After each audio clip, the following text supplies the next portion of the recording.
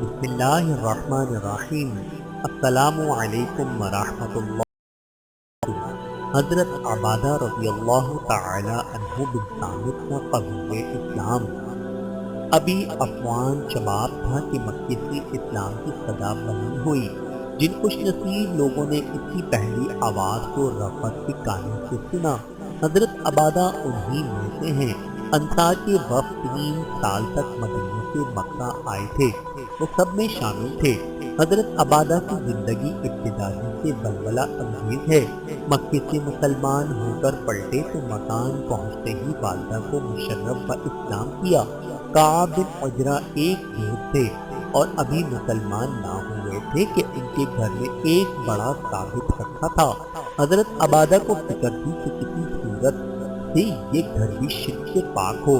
موقع پا کر اندر گئے اور بت کو بسونے سے توڑ ڈالا۔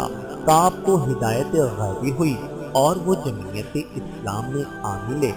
حضرت عبادہ رضی اللہ تعالی عنہ پر اللہ رب العزت کی کروڑوں رحمتیں نازل ہوں، آمین ثم آمین۔